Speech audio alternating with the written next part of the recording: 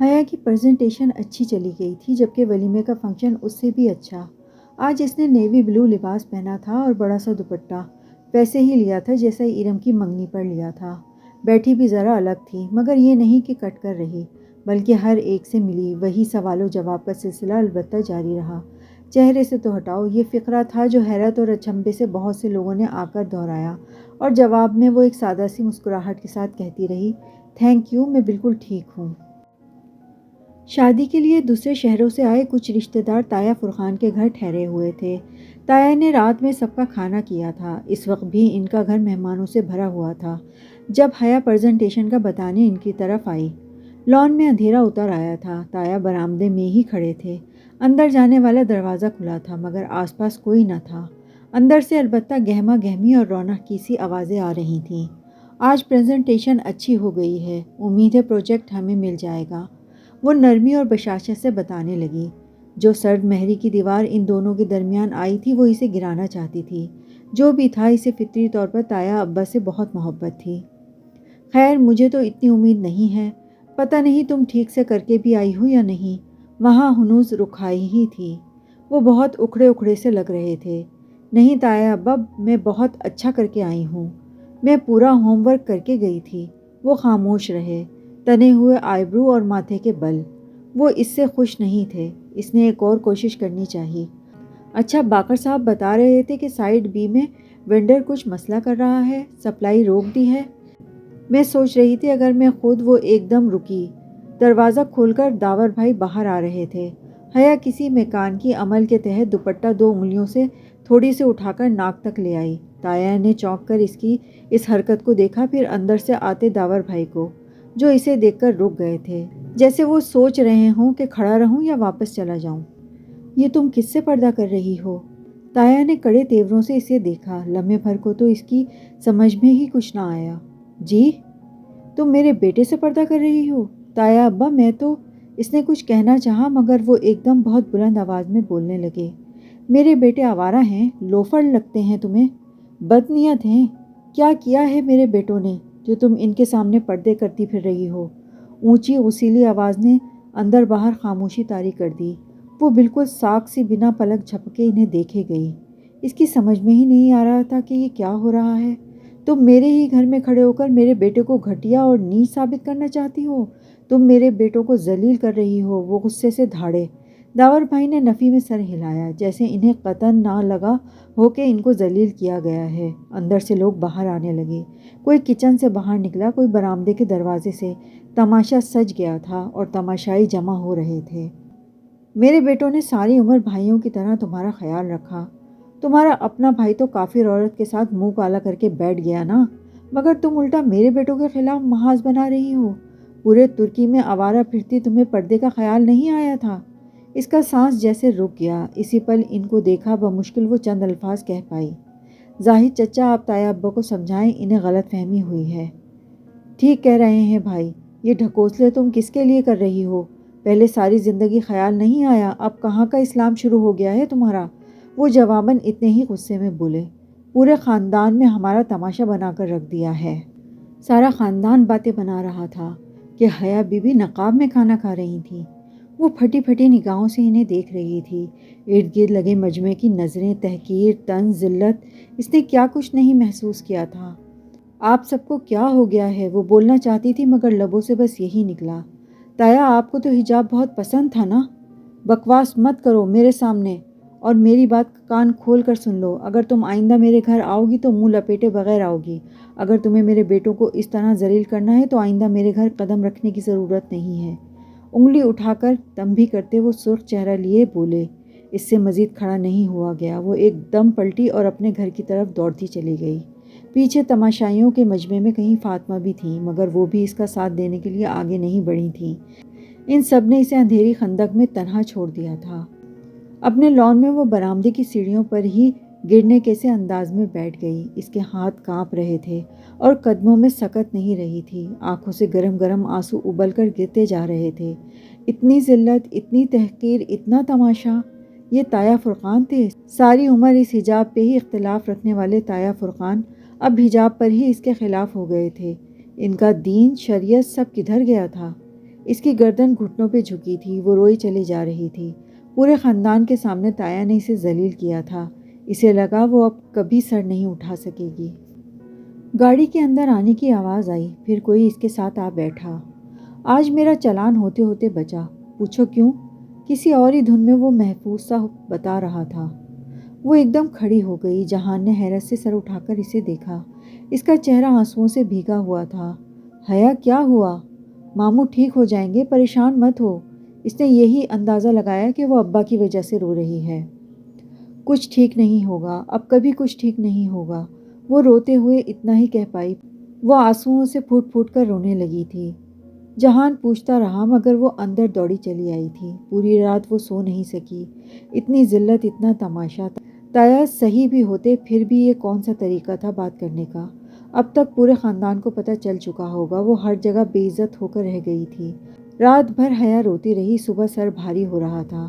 Fresh ہونے تک اس نے فیصلہ کر لیا تھا کہ آج وہ ابا سے بات کر کے تایا ابا کو ان کا اٹارنی ان فیکٹ بنا دے گی۔ تایا ابا کے مسئلے ان کے حجاب سے نہیں، اس کے آفس آنے سے تھا، سو وہ اب یہ سارا مسئلہ ہی ختم کر دے گی۔ ناشتے کی میز پہ وہ اور فاطمہ اکیلی تھیں۔ سبین پھپھو ابا کو ناشتہ کروا رہی تھیں اور جہان پتہ نہیں کہاں تھا۔ یہ ہوتا ہے ماں باپ کی نافرمانی کا انجام۔ سارے خاندان میں بے عزت کروا کے رکھ دیا تم نے۔ فاطمہ خفگی سے بولی جا رہی تھی۔ وہ سر جھکائے چند لقمے زہر مار کر کے اٹھ کھڑی ہوئی۔ ابا اسی طرح نحیف اور کمزور سے لگ رہے تھے۔ اسے دیکھ کر ذرا سے مسکرائے۔ کام کیسا جا رہا ہے بیٹا؟ سب ٹھیک ہے ابا۔ اس نے آہستہ سے سب آنسو اپنے اندر اتار لیے اور بظاہر مسکرا کر بولی۔ بہت محنت کر رہی ہے یہ لڑکی، پھپھو مسکرا کر کہتے ناشتے کے برتن اٹھا رہی تھیں۔ پتہ نہیں انہیں رات کے واقعے کا علم تھا یا نہیں، پھر بھی ان سے نگاہ نہ ملا سکی وہ۔ آفس میں ایک بری خبر اس کی منتظر تھی۔ ٹریڈ سینٹر کا پروجیکٹ انہیں نہیں ملا تھا۔ اس بات نے تو اسے مزید شکستہ دل کر دیا تھا۔ اس نے باقر صاحب کو بلوایا تاکہ ان کو اپنے ارادے سے آگاہ کر دے اور وکیل صاحب کو بلوا سکے، مگر پہلے اس نے بے اختیار ہی وہ تکلیف دہ موضوع خود ہی اٹھا لیا۔ اتنی اچھی پریزنٹیشن تھی ہماری، پھر ہمیں پروجیکٹ کیوں نہیں ملا؟ رات کے واقعے کی تھکن اور اذیت اس کی آنکھوں میں اتر آئی تھی۔ انہیں ہمارا پلان پسند نہیں آیا، وہ شاید کچھ اور چاہتے تھے۔ اچھا، وہ خاموش ہو گئی۔ کچھ سوچ کر اس نے باقر صاحب سے کوئی بات نہیں کی اور انہیں بھیج دیا۔ ان کے جانے کے بعد اس نے سارا پروجیکٹ پلان خود نکالا اور خود اس کا جائزہ لینے لگی۔ ٹھیک ہے وہ آج آفس چھوڑ دے گی، اور یہ بھی ٹھیک ہے کہ اسے ان معاملات کا کوئی تجربہ نہیں، مگر وہ صرف یہ دیکھنا چاہتی تھی کہ اس سے غلطی کہاں ہوئی۔ تمام خاکے اچھے تھے، بقول آرکیٹیکٹ بے حد شاندار، مگر جب اس نے پہلی دفعہ ان کو دیکھا تھا تو اس کے ذہن میں کیا بات آئی تھی؟ کچھ غیر آرام دہ لگا تھا اسے۔ اس نے ذہن پر زور دیا اور ایک دم کسی بہتی ندی کی طرح وہ خیال امڈ آیا، موت کا کنواں، اور اگلے لمحے ہی اسے غلطی نظر آ گئی۔ داور بھائی کی شادی کی کچھ شاپنگ فاطمہ اور اس نے لاہور سے کی تھی۔ کسی کام سے وہ شاہ عالمی مارکیٹ چلے گئے۔ غلطی یہ کی تھی کہ اپنی کار لے گئی، وہاں ایک ملٹی اسٹور پارکنگ بلڈنگ میں کار پارک کرنا پڑی، وہ بھی 4تھی منزل پر۔ گول گول گھومتی منزلیں، تنگ تاریک جگہ، گاڑی اوپر چڑھانا مشکل ہو رہا تھا، مانو کوئی موت کا کنواں ہو۔ اسے ملٹی اسٹور پارکنگ عمارات بہت بری لگتی تھیں، اور اب اس کے پلان میں ٹریڈ سینٹر کی پارکنگ ایک چھوٹے رقبے پر ملٹی اسٹور بنائی گئی تھی۔ اسے تعمیراتی کاموں کا تجربہ نہیں تھا، مگر شاپنگ کا ایک طویل اور وسیع تجربہ تھا۔ پھر یہ اتنی بڑی غلطی اسے پہلے کیوں نہیں نظر آئی؟ شاید اس لیے کہ پہلے وہ خود کو کم علم سمجھ کر آرکیٹیکٹ پر بھروسہ کر رہی تھی، مگر اب اپنی عقل سے سوچا تو چونک گئی۔ لوگ ایک کھلا اور زمینی پارکنگ لاٹ پسند کرتے ہیں، اور ملٹی اسٹور پارکنگ بلڈنگز تو ادھر کم ہی بنتی ہیں۔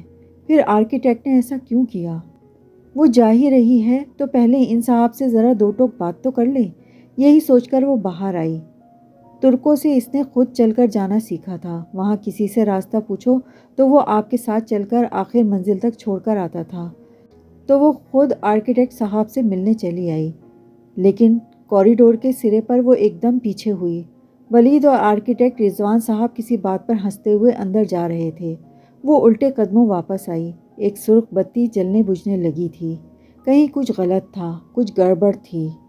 واپس اپنی سیٹ پر بیٹھی وہ کتنی ہی دیر سوچتی رہی، پھر اپنے پرس میں موبائل کے لیے ہاتھ ڈالا تو وہ مخمل کا ٹکڑا پھر نظر آ گیا جس پر سنہری دھاگے سے 2 الفاظ لکھے تھے۔ وہ اسے 2 انگلیوں میں گھماتی الٹ پلٹ کرتی سوچتی رہی۔ فرار ہر مسئلے کا حل نہیں ہوتا، مسئلوں کا حل ڈھونڈنا پڑتا ہے، راستہ تلاش کیا جاتا ہے۔ میجر احمد کا سبق اسے یاد تھا۔ چند ہی منٹ میں اس نے اپنا ارادہ بدل دیا۔ وہ پھر سے کام کرنے پہ تیار تھی۔ کوئی اس کے باپ کے ساتھ غداری کر رہا تھا اور اسے اس سب گڑبڑ کو ڈھونڈنا تھا۔ کانفرنس روم میں سب موجود تھے۔ وہ بنا کسی کو دیکھے سربراہی کرسی پر آ کر بیٹھ گئی، مگر سر اٹھا کر تایا فرقان اور بھائی داور زاہد چچا کو دیکھنا، ان سے نگاہ ملانا کتنا اذیت ناک تھا، اسے اندازہ نہیں تھا۔ رات کے زخموں سے پھر سے خون رسنے لگا تھا، مگر وہ کتنے آرام سے ان کے سامنے بیٹھے تھے، جیسے کچھ ہوا ہی نہ ہو۔ تو آپ نے پروجیکٹ ہار دیا، تایا فرقان نے نخوت بھری سنجیدگی سے اسے مخاطب کیا تھا۔ اس نے اپنا جھکا ہوا سر اٹھایا۔ وہ تایا فرقان کی بیٹی کی طرح رات گئے پکڑی نہیں گئی تھی کہ وہ سر اٹھا نہ سکتی، نہ ہی وہ زاہد چچا کی بیٹی کی طرح چیخ چلا کر داور بھائی کو پورے خاندان میں بے عزت کرنے کی مجرم تھی۔ زاہد چچا نے اسے سخت سناتے ہوئے اپنی بیٹی کی حرکت کو کیوں فراموش کر دیا، اور تایا نے بھی کبھی داور کی اس بے عزتی پر باز پرس کی، پھر اب، مگر وہ حجابی لڑکی تھی، اور کوئی حجابی لڑکی یہ کتنا ہی کیچڑ اچھالنے کی کوشش کرے، اسے میلا نہیں کر سکتا تھا۔ جی سر، میں نے ہار دیا، تایا کی آنکھوں میں آنکھیں ڈال کر اس نے سپاٹ انداز میں کہا۔ کیا آپ وجہ بتانا پسند کریں گی؟ ولید کی بات پر اس نے گردن موڑ کر اسی سنجیدگی سے اسے دیکھا۔ میں آپ کو جواب دہ نہیں ہوں ولی صاحب۔ درست، پھر میں آپ کو مطلع کرنا چاہوں گا کہ ہم گرین ہاؤس والا پروجیکٹ ڈیلے کر رہے ہیں۔ کیوں؟ وہ چونکی۔ اسے معلوم تھا وہ کتنا اہم پروجیکٹ تھا۔ کیونکہ بجٹ نہیں ہے، فنڈز کم پڑ رہے ہیں ہمارے پاس، اس کو کیری آن کرنے کے لیے اتنا پیسہ نہیں ہے۔ اس نے ایک کاغذ حیا کی طرف بڑھایا جس پہ ایک لمبا سا فگر لکھا ہوا تھا۔ اتنی رقم کا انتظام کیسے ہوگا؟ وہ سچ میں مضطرب ہو گئی۔ مگر اس طرح پروجیکٹ بند کرنے سے تو بہت نقصان ہوگا۔ پھر کیا کریں؟ یہ میرے ابا کا پروجیکٹ تھا، ہم اس کو یوں کال آف نہیں کر سکتے۔ وہ فکر مندی سے کہہ رہی تھی۔ تم ہمیں یہ اماؤنٹ لا دو، ہم اسے جاری رکھیں گے، بات ختم، زاہد چچا نے بیزاری سے کہا۔ وہ دونوں تایا چچا اسے یوں مخاطب کرتے تھے جیسے وہ ان کے بھائی کی بیٹی نہیں ملازمہ ہو۔ واقعی اگر میں آپ کو یہ اماؤنٹ لا دوں تو آپ کام جاری رکھیں گے؟ کیا آپ زبان دے رہے ہیں؟ اس کا لہجہ تیز ہو گیا۔ اس کا چیلنج کرتا مذاق اڑاتا انداز اسے پہلے سے زیادہ برا لگا تھا۔ رات کے زخم پھر سے ہرے ہو چکے تھے۔ بالکل، تایا فرقان نے چھانی جھٹکے۔ ٹھیک ہے، میں پیر کی صبح آپ کو اپنے فیصلے سے آگاہ کر دوں گی، وہ فائل بند کرتے ہوئے حتمی انداز میں بولی۔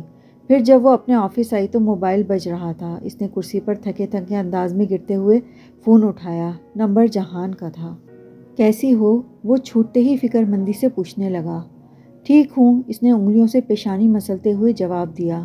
بے خوابی کے باعث سر بے حد درد کر رہا تھا۔ چلو پھر لنچ ساتھ کرتے ہیں، میں نے ایک چھوٹا سا اٹالین ریسٹورنٹ دیکھا ہے، تمہیں ایڈریس سمجھاؤں؟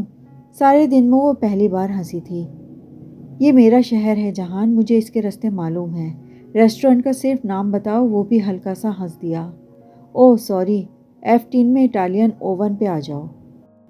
کار ڈرائیور چلا رہا تھا۔ وہ پچھلی نشست پر بیٹھی سیل فون پر نمبر ملا رہی تھی۔ اس نے ابا کی نصیحت پہ عمل کرنے کا سوچا تھا۔ کال ملا کر اس نے فون کان سے لگایا۔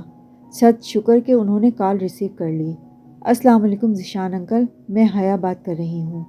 کار ٹریفک کے ساتھ بہتی چلی جا رہی تھی، اسی طرح اس کے تنے پریشان اعصاب ڈھیلے پڑتے جا رہے تھے۔ ان سے بات ختم کی تو آفس سے فون آ گیا۔ وینٹر مال کی سپلائی کھولنے پر تیار نہ تھا اور پرانی قیمت پہ تو ہرگز نہیں۔ سراسر بلیک میلنگ تھی اور بلیک میلر سے تو اسے نفرت تھی۔ کل میری میٹنگ ارینج کروا دیں وینٹر سے، میں ان صاحب سے خود بات کرنا چاہوں گی۔ اس نے فون بند کر دیا۔ ریسٹورنٹ کے سامنے آ کھڑی ہوئی تھی کار۔ وہ اطالوی ریسٹورنٹ کی بالائی منزل کی سیڑھیاں چڑھتی اوپر آئی۔ دوپہر کا وقت تھا، تمام میزیں خالی تھیں۔ ہال کی ایک دیوار شیشے کی بنی ہوئی تھی۔ شیشے کی دیوار کے ساتھ کونے کی میز پر جہان بیٹھا تھا۔ اسے آتے دیکھ کر وہ دھیرے سے مسکرا دیا۔ وہ بنا کسی دقت کے اسے نقاب میں پہچان لیتا تھا۔ پہلے فیصلہ کر لو لنچ کس کی طرف سے ہے؟ کرسی کھینچ کر بیٹھتے ہوئے میز پر اس نے اپنا پرس رکھا۔ آف کورس تمہاری طرف سے ہے۔ اصغر اینڈ سنس کے قائم مقام MD مجھ غریب آدمی کو لنچ تو کروا ہی سکتی ہیں۔ شیور، اس نے بشاشت سے کہتے ہوئے موبائل رکھنے کے لیے پرس کھولا۔ مخمل کا ٹکڑا اندرونی جیب میں 1000 کے نوٹ کے ساتھ رکھا تھا۔ 1000 کا نوٹ وہ زپ بند کرتے ہوئے چونکی، پھر نامحسوس سے انداز میں پرس کو اندر سے دیکھا۔ اس کا روپوں والا پاؤچ آفس میں ہی رہ گیا تھا۔ اب سوائے لاوارث سے اس نیلے نوٹ کے اس کے پاس کچھ نہیں تھا۔ اللہ اللہ، کاروباری الجھنوں میں پاؤچ اٹھانا یاد ہی نہیں رہا، اب کیا کرے؟ کیا ہوا ایم ڈی صاحبہ، پیسے تو نہیں بھول آئیں؟ وہ مسکراتے ہوئے اسے دیکھ رہا تھا۔ ایک تو اس آدمی کی عقابی نظریں۔ اس نے سنبھل کر پرس بند کر دیا۔ تم ایم ڈی صاحبہ سے ایسی غیر ذمہ دارانہ حرکت کی توقع کر سکتے ہو؟ بظاہر مسکراتے ہوئے وہ سیدھی ہوئی۔ نہیں خیر، آرڈر کرو، تمہارا شہر ہے، تمہیں زیادہ پتہ ہوگا۔ وہ پیچھے ہو کر بیٹھ گیا۔ حیا نے شور کہتے ہوئے مینیو کارڈ اٹھایا۔ اس کو لنچ کروانا تھا اور وہ بھی 1000 کے نوٹ سے۔ اے ٹی ایم بھی پاؤچ میں تھا اور وہ کوئی ایسی حرکت نہیں کر سکتی تھی جس سے جہان کو پتہ چلے کہ وہ پیسے واقعی بھول آئی ہے، ورنہ ادائیگی کر دے گا۔ سوال انا کا تھا۔ لیکن 1000 میں اسے لنچ کیسے کرواؤں؟ اس نے قدرے اضطراب سے فہرست دیکھی۔ سنو، صرف مین کورس منگوانا، سلاد، اسٹارٹر اور ڈرنکس کے فالتو اخراجات مجھے پسند نہیں ہیں۔ وہ کرسی کی پشت سے ٹیک لگائے مسکراہٹ دباتے اسے بغور دیکھتا کہہ رہا تھا۔ اوکے، مجھے تو کوئی خاص بھوک نہیں ہے، دل ہی نہیں چاہ رہا۔ آرڈر دے کر اس نے کارڈ رکھ دیا۔ جہان نے مسکراہٹ دباتے ہوئے سمجھ کر سر ہلا دیا۔ چند لمحے خاموشی کی نظر ہو گئے۔ وہ شیشے کی دیوار سے باہر دیکھنے لگی۔ کل کیا ہوا تھا حیا؟ جہان نے پوچھا۔ حیا نے نگاہیں موڑ کر اسے دیکھا۔ اب تک تو تمہیں پتہ لگ ہی گیا ہوگا۔ بہرحال دایا نے سارے خاندان کے سامنے میرے پردے کی وجہ سے بے عزت کیا، تماشا بنایا اور گھر سے نکال دیا۔ اس کے علاوہ کچھ خاص نہیں۔ جہان نے قدرے تعصب سے نفی میں سر ہلایا۔ پرانی عادتیں آسانی سے نہیں جاتی، اس طرح لوگوں کو ذلیل کرنے کے وہ عادی ہیں۔ کتنا آسان ہے ان کے لیے اپنی انا کے پیچھے رشتے توڑ دینا۔ جو بھی ہے، میں ابا کی کرسی ان کے لیے خالی نہیں کروں گی۔ یہ فیصلہ میں نے کر لیا ہے۔ اب اس قصے کو بند کر دیتے ہیں۔ تم بتاؤ، تم نے ترکی واپسی کا کیا سوچا ہے؟ سب مجھ سے یہی پوچھتے ہیں کہ واپسی کا کیا پروگرام ہے۔ لگتا ہے سب مجھ سے تنگ آ گئے ہیں۔ دل کرتا ہے میرا کہ ماہسن کی طرح کبوتر بن کر کسی غار میں چھپ جاؤں۔ اس نے غالباً کوئی ترک محاورہ بولا تھا۔ خیر، ابھی کچھ دن ادھر ہوں۔ تمہیں کب جانا ہے؟ جولائی شروع ہو چکا ہے، مجھے 5 جولائی کے بعد کلیئرنس کروانی ہے۔ ابا کی طبیعت ذرا سنبھل جائے پھر جاؤں گی۔ لنچ آ گیا تو وہ اپنے نقاب سے بآسانی چھری کانٹے کی مدد سے کھانے لگی۔ پھر کسی خیال کے تحت پوچھا، جہان تمہیں میرے نقاب، میرا مطلب ہے تمہیں اچھا لگتا ہے میرا یوں نقاب لینا؟ وہ ذرا سا چونکا تھا۔ ہاں ٹھیک ہے، اس نے ذرا الجھتے ہوئے شانے اچکائے۔ وہ مطمئن ہو کر کھانے لگی، مگر وہ چند لمحے اسے دیکھتا رہا تھا۔ بل آیا تو اس نے ایک مطمئن سی سانس اندر کو اتاری۔ 950، صرف 2 مین کورس منگوائے تھے اس لیے۔ ثابت ہوا کہ اگر پیسے کم ہو تو بندے کو کولڈ ڈرنکس، سلاد اور اسٹارٹر جیسے لوازمات سے پرہیز کرنا چاہیے۔ یکایک کسی خیال کے تحت وہ چونکی۔ فالتو لوازمات، اس کا ذہن آفس کی طرف بھٹک گیا۔ جہان نے نرمی سے اس سے بل لے لیا۔ میں پے کر دوں گا۔ وہ چونکی۔ نہیں، یہ تو میں مذاق کر رہا تھا یار۔ لنچ میری طرف سے تھا۔ وہ بنا ایک لفظ سنے فائل میں پیسے رکھنے لگا۔ اس نے اصرار نہیں کیا۔ اس کا ذہن کسی اور طرف الجھا ہوا تھا۔ فالتو لوازمات، وہ یہی سوچ رہی تھی بس۔ کسی ادھیڑ عمر صاحب نے آگے بڑھ کر دروازہ کھولا اور پھر ایک طرف ہٹ گئے۔ وہ پر اعتمادی سے چلتی ہوئی اندر آ گئی۔ دروازے سے نجمی صاحب ونڈر کی کرسی میز کا فاصلہ کافی زیادہ تھا۔ وہ سیدھ میں چلتی میز تک آئی اور بیٹھنے کے لیے کرسی کھینچی۔ نجمی صاحب نے انگلیوں میں پکڑی سگریٹ لبوں پر دبا کر سانس اندر کھینچی اور سر سے پاؤں تک سیاہ عبائے میں ملبوس دراز قد لڑکی کا جائزہ لیا، جو بہت اعتماد سے کرسی کھینچ کر بیٹھ رہی تھی۔ انہوں نے سگریٹ ہٹائی۔ دھوئیں کا مرغولا اڑ کر فضا میں تحلیل ہو گیا۔ میں حیا سلیمان ہوں، اصغر اینڈ سن کی مینیجنگ ڈائریکٹر۔ کرسی کی پشت سے ٹیک لگا کر ٹانگ پہ ٹانگ رکھے وہ بہت سنجیدگی سے بولی تھی۔ نجمی صاحب نے کندھوں کو ذرا سی جنبش دی، یعنی وہ جانتے تھے۔ اب آگے بات کریں۔ ادھیڑ عمر صاحب اس لڑکی کے پیچھے ہاتھ باندھے مہذب سے آ کھڑے ہوئے تھے۔ ان کے لیے دوسری کرسی موجود نہیں تھی۔ نجمی صاحب نے کرسی منگوانے کی ضرورت بھی نہ سمجھی۔ ہماری سائٹ پہ سپلائی آپ نے روک دی ہے، جس سے ہمارا پروجیکٹ تاخیر کا شکار ہو سکتا ہے۔ دیکھیں بی بی، میں نے اپنی ڈیمانڈ آپ کے میری بات ابھی ختم نہیں ہوئی نجمی صاحب۔ اس نے ہاتھ اٹھا کے ایک دم بہت سخت لہجے میں انہیں روکا۔ اس کی آواز میں کچھ تھا۔ وہ رک گئے۔ چند باتیں ہیں جو میں آپ کو بتانا چاہتی ہوں۔ ان کی آنکھوں میں آنکھیں ڈالے بنا کسی تمہید کے وہ کہہ رہی تھی۔ آپ کے پیچھے جو کھڑکی ہے، اس سے جھانک کر دیکھیں تو دائیں جانب دور کہیں ایک زیر تعمیر منصوبہ دکھائی دے رہا ہے۔ کس چیز کا منصوبہ ہے وہ باقر صاحب؟ لڑکی نے رک کر پیچھے کھڑے آدمی کو مخاطب کیا، مگر دیکھ وہ ابھی بھی نجمی صاحب کو ہی رہی تھی۔ اوور ہیڈ ہے میم، انہوں نے فوراً بتایا۔ بالکل اوور ہیڈ تعمیر ہو رہا ہے وہاں۔ اور کیا آپ جانتے ہیں کہ اس میں سینڈ اور سالٹ استعمال ہو رہا ہے؟ اور وہ بھی کس کی جگہ؟ کریشر مٹیریل کی جگہ۔ نفیس سے نقاب سے چھلکتی اس کی بڑی بڑی سیاہ آنکھیں مسکرائی تھیں۔ نجمی صاحب نے سگریٹ والا ہاتھ نیچے کر دیا۔ ان کے تنے اعصاب ڈھیلے پڑ گئے تھے اور وہ پوری طرح سے اس کی طرف متوجہ تھے۔ آپ اس اوور ہیڈ سے 2 کلومیٹر دائیں چلے جائیں تو ایک 6 اسٹار ہوٹل زیر تعمیر نظر آئے گا۔ اس کی تعمیر آخری مراحل میں ہے، مگر اس کے مالکان کو یہ علم نہیں ہے کہ اس کی روفنگ اور واٹر پروفنگ میں سب سے اسٹینڈرڈ مٹیریل استعمال کیا گیا ہے، بے حد سستا اور گھٹیا مٹیریل۔ اس کی مسکراتی آنکھوں کی چمک بڑھ گئی تھی۔ نجمی صاحب نے کچھ کہنے کے لیے لب کھولے، مگر اس نے ہاتھ اٹھا کر روک دیا۔ میری بات ابھی ختم نہیں ہوئی۔ وہ لب بیچ کر رہ گئے۔ پیشانی پر بلوں کا اضافہ ہونے لگا۔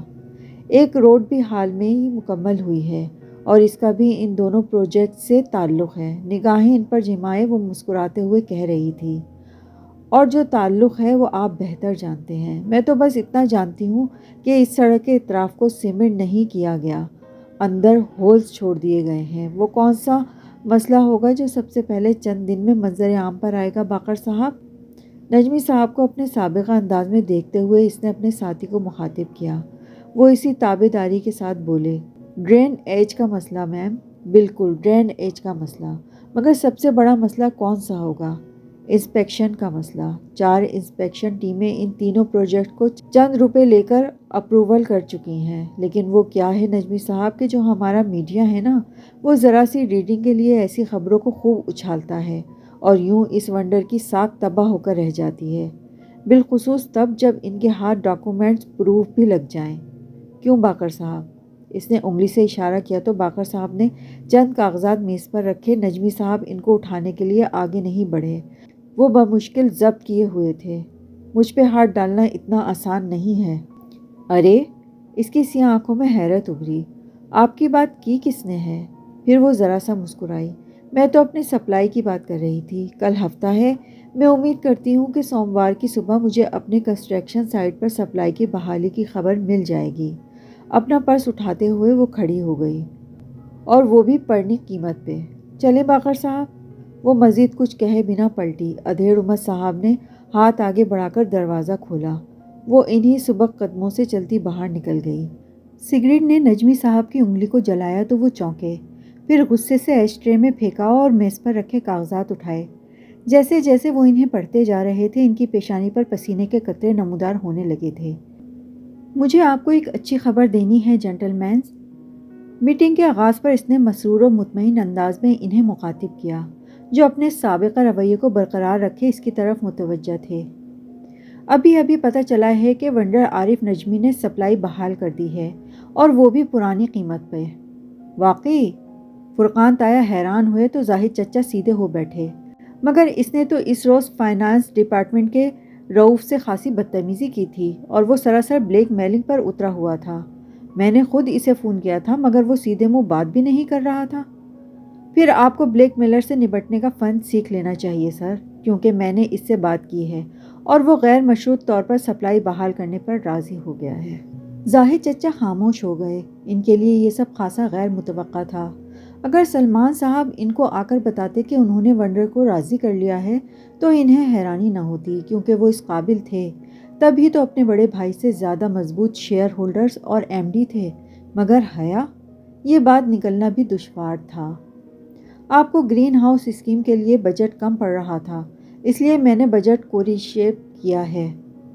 وہ اپنے کاغذات آگے پلٹ کر بتانے لگی، ہمیں جتنی رقم چاہیے وہ ہمارے بجٹ کے اندر ہی پوری ہو سکتی ہے اگر ہم فالتو لوازمات کو نکال دیں۔ مطلب؟ طاہر فرقان نے آبرو اٹھائی۔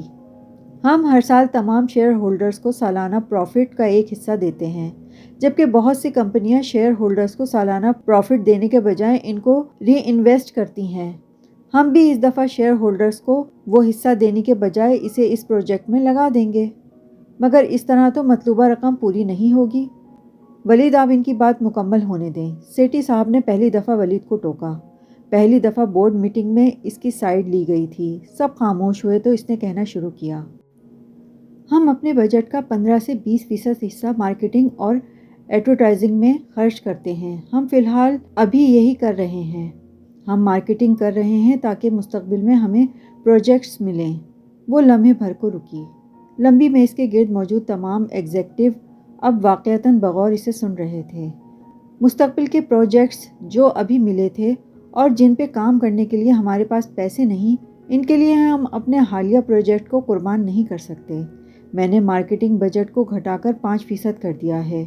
یوں ہم بآسانی وہ رقم آہستہ آہستہ اس پروجیکٹ میں منتقل کر سکتے ہیں۔ کیا کسی کو کوئی اعتراض ہے؟ پیچھے ٹیک لگا کر بیٹھے ہوئے اس نے ذرا مسکرا کر خاموش پڑے کانفرنس روم پر نگاہ دوڑائی۔ وہ جانتی تھی کہ اب کوئی اس پر اعتراض نہیں کر سکتا تھا۔ وہ آہستہ آہستہ اپنا انتخاب درست ثابت کر رہی تھی۔ آج طاہر فرقان کے گھر حیا کے دادا کی برسی کی قرآن خوانی تھی۔ خیرات کی دیگیں الگ تھیں، سب مدعو تھے، سوائے اس کو جانے کی خواہش بھی نہیں تھی۔ وہ مغرب پڑھ کر لاؤنج میں آئی تو فاطمہ جہان سے کہہ رہی تھیں، اسے آتے دیکھ کر خاموش ہو گئیں۔ اچھا میں جا رہی ہوں، سرسری سا مطالعہ کر کے باہر نکل گئیں۔ پھپھا پہلے بھی جا چکی تھیں، ابا کمرے میں سو رہے تھے، ان کے پاس نرس تھی۔ وہ خاموشی سے صوفے پر آ بیٹھی اور ٹی وی کا ریموٹ اٹھایا۔ کنکھیوں سے اس نے لاؤنج کی بڑی کھڑکی کے پار اماں کو لان عبور کرتے دیکھا۔ وہ اس سے ناراض نہیں تھیں، بات بھی ٹھیک سے کرتی تھیں، مگر ایسے جیسے کہ انہیں بہت دکھ پہنچایا گیا ہو۔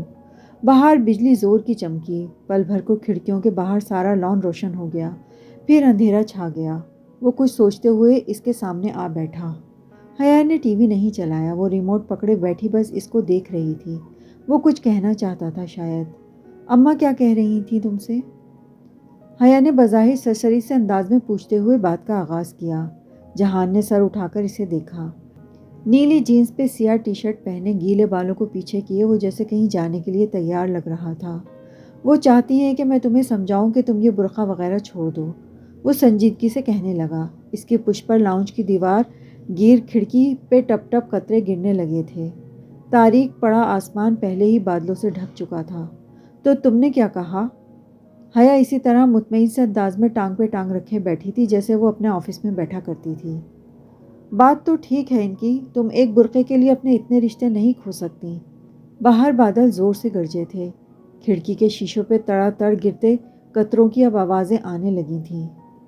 دوسروں کو چھوڑو، تم اپنی بات کرو جہان، کیا تم بھی میرے حجاب سے خوش نہیں ہو؟ وہ اس کی آنکھوں میں دیکھتے ہوئے بولی تو اس کی آواز بہت دھیمی تھی۔ اگر میں کہوں کہ میں نہیں ہوں تب؟ اگر میں کہوں کہ تم میرے لیے اسے چھوڑ دو تب؟ دور کہیں زوردار آواز آئی تھی، جیسے بجلی گرنے کی ہوتی ہے، جیسے صدمہ پہنچنے کی ہوتی ہے۔ کیا تم مجھے چوائس دے رہے ہو؟ یکا یک حیا کی آواز میں سرد مہری در آئی تھی۔ اگر میں کہوں ہاں تب؟ جہان نے کہا۔ وہ اٹھی اور چھوٹے چھوٹے قدموں سے چلتی دیوار گر کھڑکی کے پاس جا کھڑی ہوئی۔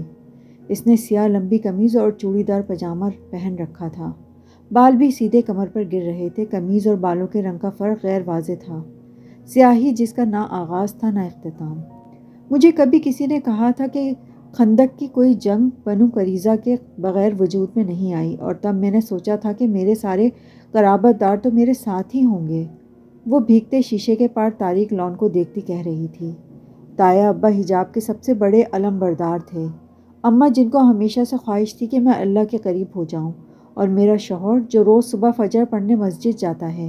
لیکن آج مجھے پتہ چلا کہ عائشہ ٹھیک کہتی تھی، خندق کی جنگ بنو قریظہ کے بغیر وجود میں آ ہی نہیں سکتی۔ جہان صوفے سے نہیں اٹھا تھا، بس گردن موڑ کر اسے دیکھنے لگا۔ اگر میں لوگوں کے لیے حجاب لیتی ہوتی تو لوگوں کے کہنے پر چھوڑ بھی دیتی، لیکن میں اب نہیں چھوڑ سکتی۔ آنسو اس کی آنکھ سے ٹوٹ کر گال پر پھسلتا گیا۔ کیوں؟ میں یہی نہیں سمجھ پا رہا، آخر کیوں؟ وہ اس کے پیچھے آ کھڑا ہوا تھا۔ بادل ابھی تک گرج رہے تھے۔ حیا نے جواب نہیں دیا۔ اس نے ایک نظر جہان کو دیکھا اور پھر آگے بڑھ کر کونے میں رکھی منی پلانٹ کی سبز بوتل اٹھائی، پودے کی بیل چھٹک کر نکال پھینکی اور بوتل کو ہاتھ سے پکڑے ہوئے دیوار پر دے مارا۔ کانچ ٹوٹا، ٹکڑے گرتے گئے اور ایک نوکدار بڑا ٹکڑا اس کے ہاتھ میں رہ گیا۔ یہ پکڑو۔ اس نے بوتل کی گردن کا وہ ٹکڑا جہان کی طرف بڑھایا، اور جا کر اپنی ماں کی گردن میں اتار دو۔ حیا؟ جہان نے بے یقینی سے اسے دیکھا۔ حیا نے افسوس سے سر نفی میں ہلایا اور آخری ٹکڑا باقی ماندہ کرچیوں پر پھینک دیا۔ نہیں کر سکتے نا، کانپ اٹھتا ہے نا دل، لگتا ہے نا جیسے آسمان پھٹ پڑے گا اگر تم نے ایسا سوچا بھی۔ اس نے گردن موڑ کر بھیگی آنکھوں سے باہر برستی موسلا دھار بارش کو دیکھا۔ مجھے بھی ایسا ہی لگتا ہے، وہ بولی تو اس کی آواز آنسوؤں سے بھاری تھی۔ مجھے بھی ایسا لگتا ہے جہان، اللہ نے امانت کو آسمان اور زمین پہ پیش کیا تھا، مگر دونوں نے اسے اٹھانے سے انکار کر دیا تھا۔ اسے انسان نے اٹھا لیا تھا۔ تمہاری ماں، ایک انسانی جان تم پہ امانت ہے، ایسے ہی مجھ پر میرا وعدہ امانت ہے۔ میں نے زندگی میں بس ایک دفعہ کوئی وعدہ کیا اللہ تعالیٰ سے، کوئی مجھے اسے نبھانے کیوں نہیں دیتا؟ مجھے کسی نے کہا تھا کہ دل مارے بغیر نور نہیں ملتا، اور میں سوچتی تھی کہ نور کیا ہوتا ہے؟ جانتے ہو نور کیا ہوتا ہے؟ آنسوؤں نے گلے میں پھندا ڈال دیا تھا، دم گھٹنے والا پھندا۔ نور قرآن ہوتا ہے، اللہ کا حکم، جن کو پورے کا پورا لیا جاتا ہے، ایک حصہ لے کر دوسرے سے انکار نہیں کیا جاتا جہان۔ میں ہمیشہ سوچتی تھی کہ اللہ کیوں کہتا ہے کہ اگر قرآن کو پہاڑ پہ نازل کرتا تو وہ ٹوٹ جاتا۔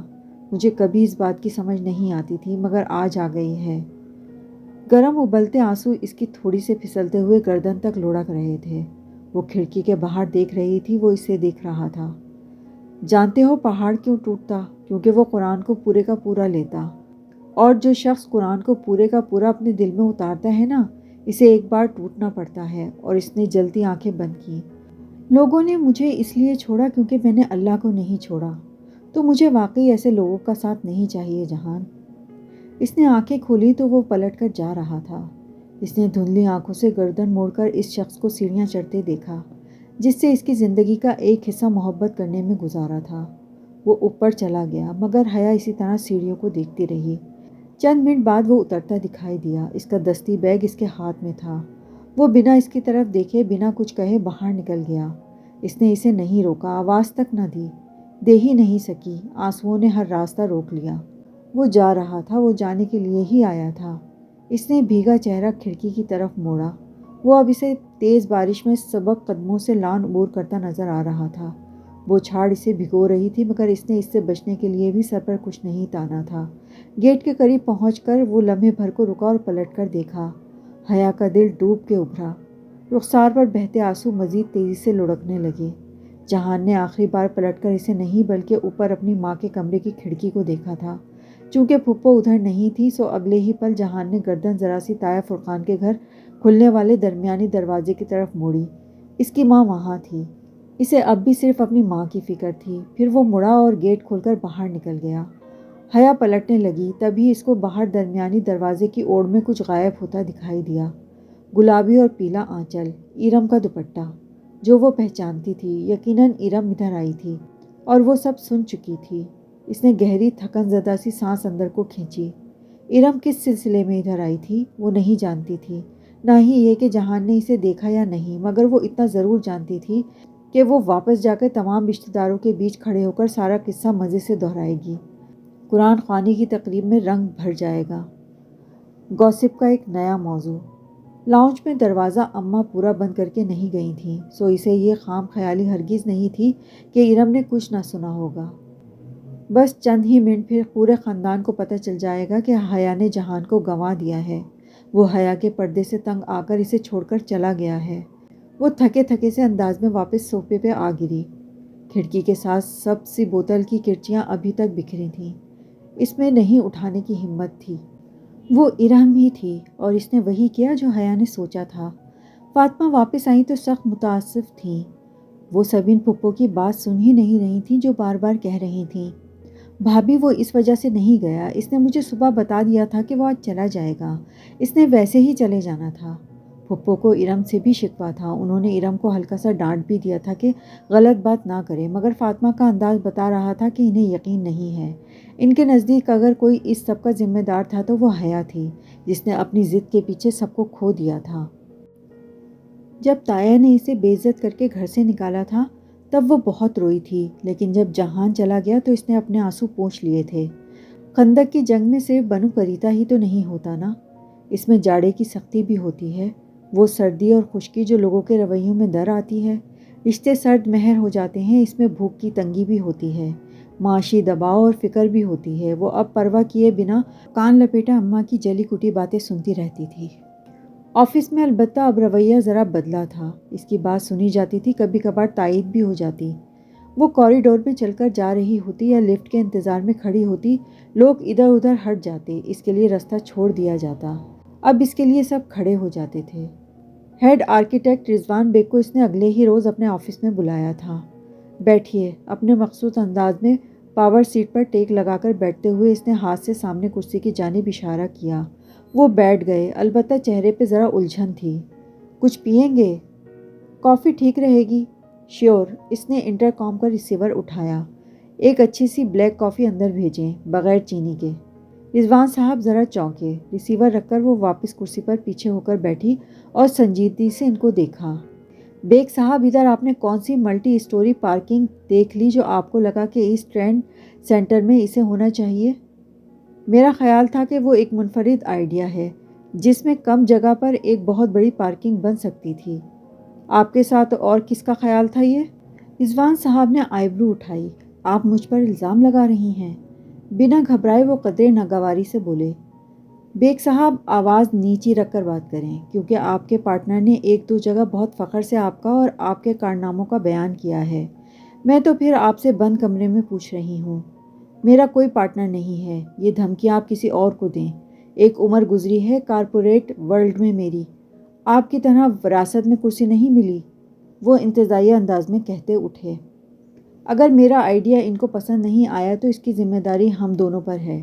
میں نے ڈیزائن بنایا، آپ نے پیش کیا، اگر کوئی مسئلہ تھا تو اس وقت آپ کی سمجھداری کدھر تھی جو آپ نے تب کچھ نہیں کیا؟ اب اپنی ناکامی کو چھپانے کے لیے آپ مجھ پر الزام لگا رہی ہیں۔ مائی فٹ۔ وہ سر جھٹک کر تیزی سے مڑے اور باہر نکل گئے۔ اس نے جیسے سمجھتے ہوئے سر ہلایا اور فون کا ریسیور اٹھایا۔ ایک نمبر ڈائل کر کے وہ دھیرے سے بولی، عمران صاحب، پورے آفس میں موبائل جیمز آن کر دیں، جیسا کہ ہم نے پہلے بات کی تھی، اور بیگ صاحب کے آفس فون کی ایک لائن مجھے ٹرانسفر کر دیں۔ ریسیور واپس رکھتے ہوئے ایک طویل سانس اس کے لبوں سے آزاد ہوئی تھی۔ وہ جانتی تھی کہ اس نے رضوان بیگ کو اکسا دیا ہے، اب وہ پہلی کال اسے ہی کریں گے جو ان کا ساتھی تھا۔ اخلاقی حرکت تھی یا غیر اخلاقی، اسے یہی درست لگا تھا۔ سمندری بگلے ساحل کے کنارے پھڑپھڑاتے ہوئے اڑ رہے تھے۔ نیلا خوبصورت فاسٹ فورس آج صبح بہت ہی پرسکون تھا۔ عبد الرحمن پاشا ہاربر کے قریب سڑک پر ڈرائیو کر رہا تھا۔ اس کی توجہ سمندر کی طرف تھی، نہ موسم کی جانب۔ وہ قدرے تشویش کے عالم میں ایک ہاتھ سے موبائل پر نمبر ملا رہا تھا۔ جب سلسلہ ملا تو اس نے فون کان سے لگایا۔ ہاں بولو سفیر، کیا مسئلہ ہوا ہے؟ دوسری جانب سے آواز سن کر وہ بھویں سکیڑ کر بولا تھا۔ عبد الرحمن بھائی، میں نے بہت کوشش کی مگر معاملہ میرے ہاتھ سے باہر ہے۔ سفیر، مجھے تمیز سے نفرت ہے، سیدھی بات کرو۔ وہ ذرا بیزاری سے بات کاٹ کر بولا تھا۔ کار کی رفتار اس نے قدرے آہستہ کر دی تھی۔ اس کے تنے ہوئے اعصاب پوری طرح فون کی طرف متوجہ تھے۔ بھائی، اصل میں بہاریں مسئلہ کر رہی ہیں۔ اس نے پہلے ہمیں کہا کہ وہ آخری فلائٹ سے جائے گی، سب کے جانے کے بعد۔ اس نے سب کو راضی کر لیا، اسی شرط پہ وہ بغیر کوئی شور ڈالے آرام سے چلی جائے گی۔ پھر وہ نہیں جا رہی؟ اس نے بمشکل اپنی ناگواری چھپاتے ہوئے پوچھا۔ صرف یہی نہیں، اس نے اپنا پاسپورٹ بھی جلا دیا ہے، اور اس کا کہنا ہے کہ جب تک آپ نہیں آئیں گے اس کے پاس وہ نہیں جائے گی۔ بہاریں عائشہ اور آنے کے جانے کے بعد عثمان شبیر کے گھر پہ تھی اور وہ یقیناً اسے وہیں بلا رہی تھی۔ سفیر، میں نے تمہیں ایک کام کہا تھا، وہ بھی تم سے نہیں ہوا۔ بہت اچھے، وہ برہمی سے گویا ہوا۔ سوری بھائی، وہ نادم تھا۔ پھر آپ کب آ رہے ہیں بھائی؟ میں کیوں آؤں گا، اتنا فارغ ہوں میں کہ ایک ضدی بچے کی مرضی پہ چلا آؤں؟ اسے بولو اس نے جانا ہے تو جائے، نہیں تو نہ جائے، مجھے پرواہ نہیں ہے۔ اور سنو، اب اتنی غیر اہم باتوں کے لیے مجھے تنگ مت کرنا۔ تقریباً جھڑکتے ہوئے اس نے فون بند کیا اور ڈیش بورڈ پر ڈال دیا۔ مسائل پہلے ہی کم تھے جو یہ ایک اور مسئلہ کھڑا ہو گیا تھا۔ اب اس کا پاسپورٹ پھر سے بنوانا پڑے گا، اور یہ بہارے کی شرائط، ذرا ایک دو کام کر لوں پھر نبٹتا ہوں اس سے بھی۔ ناگواری سے سر جھٹکتے ہوئے اس نے سوچا۔ اس کے سر کے پچھلے حصے میں پھر سے درد اٹھنے لگا تھا۔ حیا لاؤنج میں صوفے پر پیر اوپر کیے بیٹھی تھی۔ اس کے ہاتھ میں ویسلین کی ڈبی تھی جو وہ اپنی ایڑیوں پر لگا رہی تھی۔ فاطمہ اور سبین شام کی چائے پی کر ابھی بھی اٹھی تھیں۔ ارم کے سسرال والے آئے تھے، شادی کی تاریخ رکھی جا رہی تھی، سو ان کا وہاں ہونا ضروری تھا۔ حیا کا دل بھی نہیں چاہ رہا تھا کہ وہ ان کے ساتھ وہاں جائے۔ وہ بہت پتھر دل ہو گئی تھی یا بہت مضبوط، جو دل پر لگنے والی چوٹوں کو سہنا سیکھ گئی تھی۔ دروازہ ہولے سے بجا تو اس نے چونک کر سر اٹھایا۔ سونیا دروازے پہ کھڑی تھیں۔ بھابھی آئیے پلیز، وہ خوشگوار حیرت سے مسکرائی اور ویسلین کی ڈبی بند کر کے میز پر رکھی۔ تھینکس، سونیا خوش دلی سے مسکراتی صوفے پر آ بیٹھی۔ حیا نے ٹیشو باکس سے ٹیشو نکال کر ہاتھ صاف کیے اور ان کے قریب آ بیٹھی۔ سونیا بظاہر مسکرا رہی تھی مگر اس سے قدرے ہچکچاہٹ تھی، جیسے وہ کچھ کہنا چاہتی ہوں مگر کہہ نہ پا رہی ہوں۔ کہیے بھابھی، وہ بغور ان کو دیکھ رہی تھی۔ اصل میں حیا میں تمہیں لینے آئی تھی۔ میں چاہتی ہوں کہ تم آ کر ابا سے معافی مانگ لو، ان کی ناراضگی دور ہو جائے گی اور ہم سب مل کر بیٹھ سکیں گے۔ دیکھو اب سب ادھر ہیں مگر تمہاری کمی پھر بھی محسوس ہو رہی ہے۔ حیا نے سمجھتے ہوئے سر ہلایا۔ آفس سیٹ پر بیٹھ کر جس طرح وہ معاملات کا تجزیہ کرتی تھی ویسے ہی اس کے دماغ نے فوراً کڑیاں ملانی شروع کیں۔ تائی سے چھپ کر نہیں آئی تھی، مطلب اسے تائی نے ہی بھیجا تھا تاکہ وہ حیا کو جھکا سکے اور ان کی انا کی تسکین ہو سکے۔ دوسری طرف اس کو معاف کر کے تایا تائی اعصار اور عصمت کا پرچم بلند کریں گے۔ زبردست، میں تیار ہوں بھابھی، وہ بولی تو اس کا لہجہ بے تاثر تھا۔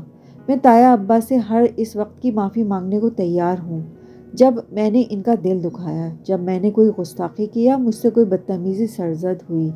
ان سے کہیے میں پوری دنیا کے سامنے معافی مانگنے کو تیار ہوں۔ وہ بڑے ہیں، میں چھوٹی ہوں، مجھے جھکنا چاہیے، میں جھک جاؤں گی۔ لیکن بھابھی، تایا ابا نے ایک شرط رکھی تھی۔ وہ لمحے بھر کو رکی۔ اور وہ شرط یہ تھی کہ میں ان کے گھر ان کے بیٹوں کے سامنے نقاب کیے بغیر جاؤں گی، ورنہ نہیں جاؤں گی۔ میں ان کی اس بات کا بھی مان رکھوں گی، میں ہر بات کی معافی مانگ لوں گی سوائے اپنے حجاب کے۔ یہاں میں ٹھیک ہوں، وہ غلط ہیں، میں ان کے گھر میں داخل نہیں ہوں گی، یہ بات آپ ان کو بتا دیں۔ حیا، سونیا نے بے بسی سے اسے دیکھا۔ اب اتنا بھی کیا پردہ؟ کوئی میرے حق میں بات کرے یا میرے خلاف، مجھے کوئی فرق نہیں پڑتا۔ بہت سی لڑکیاں صرف اسکارف لیتی ہیں، چہرہ نہیں ڈھکتی، کیونکہ انہوں نے اللہ سے اتنا ہی وعدہ کیا ہوتا ہے۔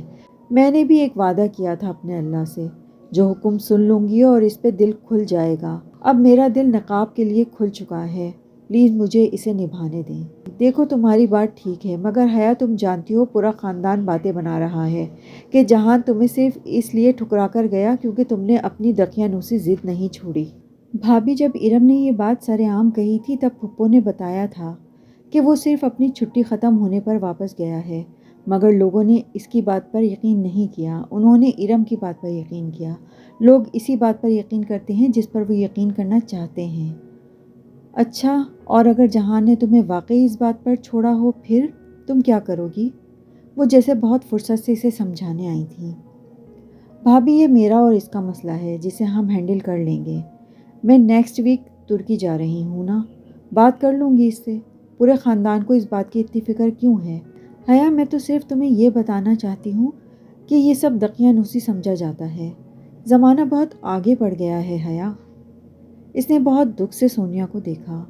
اگر میرے اور آپ کے رسول اللہ صلی اللہ علیہ وآلہ وسلم آج ہمارے سامنے ہوتے تو کیا آپ صلی اللہ علیہ وآلہ وسلم کی موجودگی میں بھی آپ یہی بات کہہ سکتی تھیں؟ سونیا ایک دم بالکل چپ ہو گئی۔ بتائیں نا بھابھی۔ سونیا نے لب کھولے مگر کچھ کہہ نہیں سکی۔ کیا آپ جانتی ہیں بھابھی کہ داور بھائی پہلے مجھ سے شادی کرنا چاہتے تھے؟ سونیا کی آنکھیں حیرت سے ذرا سی کھلیں۔ دھیرے سے اس نے نفی میں سر ہلایا، بالکل ایسے جیسے فرخ کچھ عرصے پہلے تک مجھ سے شادی کرنے کے لیے تائی اماں کو تنگ کرتا رہا ہے، ویسے ہی داور بھائی نے بھی بہت اصرار کیا تھا۔ یہ بات میں نے تائی کے منہ سے آپ کی شادی سے 2 روز قبل سنی تھی۔ جانتی ہیں داور بھائی ایسا کیوں چاہتے تھے؟ وہ کچھ نہیں بولی، وہ بس بنا پلک جھپکے شوق کے عالم میں اسے دیکھ رہی تھیں۔ کیونکہ میں ہمیشہ بہت تیار رہا کرتی تھی، اب بھی رہتی ہوں۔ میرے کپڑے، جوتے، بال، ناخن، میں ہر چیز میں آج بھی اتنی ہی تراش خراش رکھتی ہوں جتنا پہلے رکھتی تھی۔ فرق بس اتنا ہے کہ اب میں باہر نکلتے ہوئے خود کو ڈھک لیتی ہوں۔ جانتی ہیں اس سے کیا ہوتا ہے؟ بس اتنا کہ دوسری عورتوں کے شوہر میری طرف متوجہ نہیں ہوتے، اور یوں اپنی بیوی سے ناخوش ہونے کی کوئی وجہ نہیں رہتی ان لوگوں کے پاس۔ کیا آپ اب بھی مجھے غلط سمجھتی ہیں بھابھی؟ حیا نے بہت اطمینان سے انہیں دیکھا۔ وہ جو بالکل گمسم سی بیٹھی تھی کچھ کہے بنا اٹھ کھڑی ہوئیں۔ حیا نے دور تک سونیا کو جاتے دیکھا اور پھر اپنی پھٹی ایڑیوں کو۔ آہستہ آہستہ یہ نرم پڑ جائیں گی۔ وہ جانتی تھی کہ کچھ چیزیں کافی دقت لیا کرتی تھیں۔ اس دن حیا سے صرف اتنی غلطی ہوئی کہ وہ بغیر بتائے زارا سے ملنے چلی آئی تھی۔ آج آفس میں کام زیادہ نہیں تھا، ویسے بھی وہ باقر صاحب کو اپنی ٹاپ کو ازسر نو تشکیل دے کر نگران بنا چکی تھی۔ اب اسی ہفتے واپس ترکی جا کر کلیئرنس کروانی تھی۔ انہی سوچوں میں غلطاں وہ اس کے گھر آئی۔ زارا اندر کمرے میں ہے، فارینہ وغیرہ آئی ہوئی ہیں، تم اندر چلی جاؤ۔ زارا کی ممی اسے دروازے پر ہی مل گئی تھیں۔ وہ کہیں جانے کے لیے نکل رہی تھیں۔ خوش اخلاقی سے بتا کر وہ باہر نکل گئیں۔ وہ سر ہلا کر اندر آ گئی۔ زارا کا کمرہ کوریڈور کے آخری سرے پہ تھا۔ گھر میں خاموشی تھی، کمرے سے باتوں کی آوازیں آ رہی تھیں، فارینہ اور مشال کی آوازیں، اس کے کلاس فیلوز اور فرینڈز۔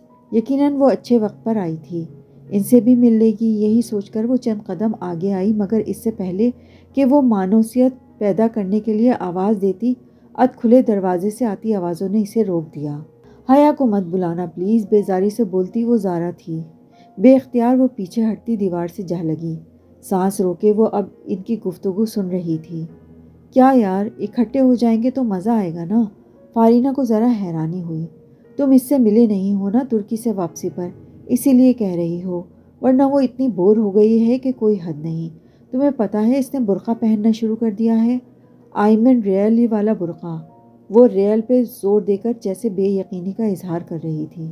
برقع؟ ڈونٹ ٹیل می زارا۔ ہاں، میں نے اسے بولا تم ترکی سے آئی ہو یا عمرے سے؟ یہ جھوٹ تھا، زارا نے کبھی اسے ایسے نہیں کہا تھا۔ وہ دم سادے سنتے گئی۔ میں اس کا وہ کالا طالبان والا برقع انڈرسٹینڈ نہیں کر سکتی، پلیز اسے کال مت کرنا، اسے دیکھ کر میرا دم گھٹتا ہے، پتہ نہیں اس کا اپنا کیا حال ہوتا ہوگا۔ خیر، حیا کو تو میں جتنا جانتی ہوں اس لحاظ سے اس نے برقع بھی ڈیزائنر لیا ہوگا، برانڈڈ برقع، شاید فیشن میں کر رہی ہوگی۔ اب مزید کھڑے ہونا خود کو ذلیل کرنا تھا۔ وہ بنا چاپ پیدا کیے واپس پلٹ گئی۔ باہر گیٹ کیپر کے قریب وہ رکی تھی۔ زارا کو بتا دینا کہ میں آئی تھی مگر جا رہی ہوں، وجہ پوچھے تو کہنا نہیں معلوم۔ سختی سے دو ٹوک انداز میں کہہ کر وہ باہر کار کی طرف بڑھ گئی۔ چلو اور کہیں دور لے جاؤ، میں ذرا دور جانا چاہتی ہوں۔ پچھلی سیٹ پر بیٹھتے ہوئے اس نے تھکے تھکے انداز میں ڈرائیور سے کہا، جس نے سر ہلا کر کار اسٹارٹ کر دی۔ صبر، انسان کتنا صبر کرے، ایک نقاب ہی تو کرنا شروع کیا تھا اس نے، ایک دم سے اتنے چہروں سے نقاب کیسے اتر گئے؟ ڈرائیور بے مقصد سڑکوں پر گاڑی چلاتا رہا۔ بہت دیر بعد جب اس کا سر درد سے پھٹنے لگا تو اس نے گھر چلنے کا کہا۔ ابا کمرے میں تھے، آج ٹیک لگا کر بیٹھے اینک لگائے اخبار دیکھ رہے تھے۔ اس نے دروازے کی دراز سے انہیں دیکھا۔ ایک تھکی تھکی سی مسکراہٹ ان کے لبوں پر بکھر گئی، پھر وہ انہیں بنا تنگ کیے اپنے کمرے میں چلی آئی۔ زارا کی باتوں نے اتنا ڈسٹرب کیا تھا کہ وہ رات کا کھانا بھی نہیں کھا سکی۔ فاطمہ نے پوچھا، ان کا رویہ ذرا بہتر تھا، آخر ماں تھی، مگر اس نے بھوک نہ لگنے کا بہانہ کر دیا اور اوپر چھت پر چلی آئی۔ کین کا جھولا ویران پڑا تھا، وہ اس پر آ بیٹھی تو دھیرے سے بہت سی یادیں سامنے دیوار سے لگے ابا کے گملوں کے اوپر سائے بن کر ناچنے لگیں۔ وہ وہاں بیٹھی سب کے بارے میں سوچ رہی تھی، خاص طور پہ جہان کے بارے میں، جس نے جا کے پلٹ کے فون تک نہیں کیا تھا۔ اپنی سوچوں سے اکتا کر وہ ایک دم کھڑی ہوئی اور اندر جانے کے لیے دروازے کی طرف بڑھی، مگر پھر رک گئی۔ گملوں اور منڈیر کے درمیان کچھ تھا، کچھ چمکا تھا۔ کون؟ وہ ذرا چوکنی ہو کر پیچھے ہوئی۔ کوئی ہے وہاں؟ ہر طرف سناٹا تھا، خاموشی، اندھیرا، کچھ بھی نہیں تھا۔ پھر شاید اس کا وہم ہو۔ اسے سر جھٹک کر پھر سے قدم اندر کی جانب بڑھانے چاہے، مگر لمحے بھر کو پھر سے کچھ چمکا۔ کون ہے وہاں؟ وہ بالکل ساکن کھڑی پلکیں سکیڑ کر اس جگہ کو دیکھے گئی۔ اسے ڈر نہیں لگ رہا تھا، وہ بالکل بھی خوفزدہ نہیں ہے۔ اس نے خود کو بتانے کی کوشش کی، مگر فطری خوف نے اسے چھوا تھا۔ پھر وہ کچھ سوچ کر آگے بڑھی۔ گملوں کی قطار کے ساتھ چلتی وہ آخری گملے تک پہنچی جس میں لگا منی پلانٹ ڈنڈی کی مدد سے تقریباً 6 فٹ اونچا کھڑا تھا۔ وہاں کچھ بھی نہیں تھا مگر کچھ تھا۔ کسی احساس کے تحت وہ ذرا سی آگے ہوئی اور پھر ایک دم رک گئی۔ خدایا، وہ جیسے کرنٹ کھا کر 2 قدم پیچھے ہٹی۔